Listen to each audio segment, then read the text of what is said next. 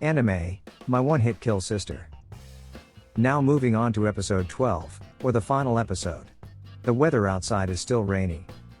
Asahi, Maya, and Kill Maria are bored just staying at home. Maya suggests going for a walk with an umbrella in the rain. Maya, of course, is hoping for a romantic moment as they share the umbrella. On the other hand, Kill Maria suggests staying at home and drinking to their heart's content. Both of them try to approach Asahi from the side to steal a kiss, but Asahi uses the escape skill. As a result, Maya and Kill Maria end up kissing each other. Unbeknownst to them, there is someone using slime to threaten the city. The slime has grown larger as it absorbs the rain. After a few hours, the rain finally stops. The first thing Asahi does is go outside.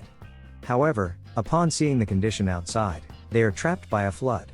Asahi still ventures outside despite the flood. It turns out that the water they step on is not ordinary water. It is part of the slime that had grown earlier. The slime forms tentacles, grabs Asahi's leg, and attacks them. Fortunately, Maya quickly saves them, and Asahi doesn't fall hard because they land on the slime. The problem is not resolved, as the slime continues to try to attack. This time, the slime engulfs Asahi's head, making it hard for them to breathe. Maya and Kill Maria both try to save them. However, if Asahi gets hit by their fire magic, it could cause Asahi's head to explode. Asahi manages to escape from the slime using the escape skill. After that, they go to see the condition of the city. Similar to Asahi's house, the entire city is also filled with slime. The residents are advised to evacuate to higher ground. In the highlands, there is the residence of some nobles where they can seek protection. Asahi happens to see Tanya being attacked by slime. The way the slime attacks looks somewhat inappropriate. Asahi rushes to save Tanya. Tanya then explains the information the guild has about this incident. Currently, the middle-class district is the most contaminated by slime. Tanya also discovers something while reading an ancient book of the Caesarian kingdom. The book explains disasters like this, called the Great Slime Flood. There is a legendary slime that can grow when it absorbs water. However, the legendary slime will never move without someone commanding it. Therefore, there must be a mastermind behind all of this. Maya and Kill Maria waste no time in searching for the mastermind. Asahi wants to save the city's residents, so they instruct Tanya to evacuate. However, they don't want to leave without Roy. Earlier this morning, Roy went to play somewhere, so Tanya is very worried about him. Asahi promises to save Roy as well and begs Tanya to go ahead and evacuate. After that, Asahi catches up with Maya and Kill Maria. They say it's better if they divide the tasks. Maya suggests using lightning magic to defeat the slime. Unfortunately, if that happens, the city residents will also get electrocuted.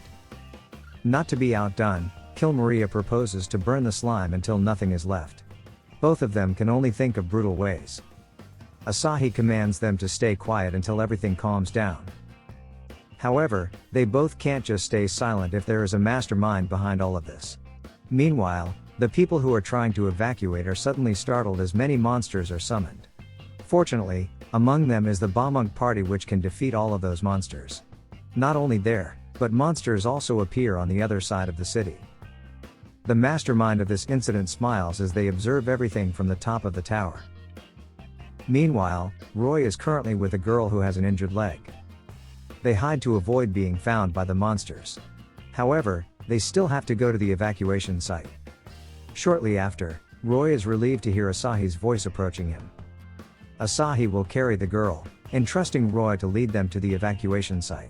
When they are almost reaching a higher place, they are attacked by slime that takes the form of a snake. They are surrounded and unable to run anywhere. Asahi also can't just lay down the girl they are carrying. Luckily, someone comes to their rescue. It's the ogre-class adventurer who once challenged Asahi. Not only him, Siegfried from the Bamunk party is also there. He easily defeats all the snake-like slime. Although he is poor, he remains an adventurer of the dragon class. However, Siegfried says that the slime won't be defeated just like that. Giant slimes like this have a core. If the core is not destroyed, the slime can still regenerate. Siegfried tells Asahi to take the girl they are carrying to the church to have her wounds treated. After that, Asahi must find the core of this slime. Tanya and the others have arrived at the front gate of one noble's residence. However, they don't open the gate for the residents. Tanya decides to go to another noble's residence, specifically the Brigandine family. She hopes Gloria will help them. On the way there, the slime is already getting close to them. They have to hurry. Asahi and Roy finally arrive at the church. There are many injured residents there. Certainly, there is someone assigned to take care of the people who come there. It turns out to be Sophie. Sophie is pushing herself too hard to heal the wounded people. Even though she has run out of energy, she continues to heal selflessly. When she approaches Asahi, Sophie almost faints if Asahi doesn't hold her. Sophie says she has recovered after being hugged by Asahi. She also heals the wounds of the girl Asahi is carrying. Suddenly, they hear a man screaming in pain. He is the former leader of Sophie's party. Sophie does have an unpleasant past with him, but she is still willing to heal him. However, Sophie's actions are followed by teasing him for being too emotional as an adventurer. Since Asahi has already escorted Roy, they bid farewell to go in search of the slime core. They have to hurry and find it, or else the monsters will reach this church as well. Tanya and the others have arrived at the front gate of Brigandine's residence. Somehow, the gate there is also not open. Meanwhile, the slime and monsters have reached them. For now, the Bomunk party can still handle it, but who knows for how long. On the other hand, Maya and Kill Maria finally discover the mastermind behind this incident. The mastermind is Gryla the control wizard, one of the Demon King's warriors, just like Kill Maria. Inside Brigandine's residence, Gloria has made up her mind to fulfill her noblesse oblige, the duty of nobles to protect ordinary citizens when their lives are in danger. Sebastian tries to stop Gloria, as the chaos outside could enter the residence. Gloria declares that she won't back down, she must show courage and conviction. Gloria will take full responsibility for her actions. Hearing Gloria's words, Sebastian is convinced that Gloria has grown. He allows Gloria to go out. Gloria opens the gate of her residence just when the Bomunk party is no longer strong enough to fight. Tanya approaches Gloria and informs her about Asahi's current condition. This time, it's Gloria and Kuan's turn to fight, while Tanya and the others can rest at Brigandine's residence. As fellow Demon King warriors, Gryla, of course, recognizes Kill Maria. He suspects that Kill Maria has betrayed the Demon King. Maya interrupts their conversation, which annoys Gryla. He uses fire magic against Maya. Meanwhile, Asahi meets Gloria and Kuan while still searching for the slime core. Luckily, Kuan is very agile and has sharp eyes. She can help search for the slime core from atop the buildings.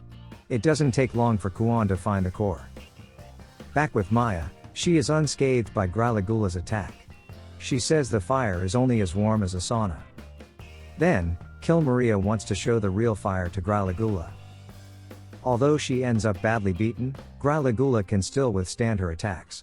As a reward, Maya will use her secret technique. Maya names her skill on Forever. Meanwhile, Kuan is still unable to destroy the slime core as it is difficult to capture.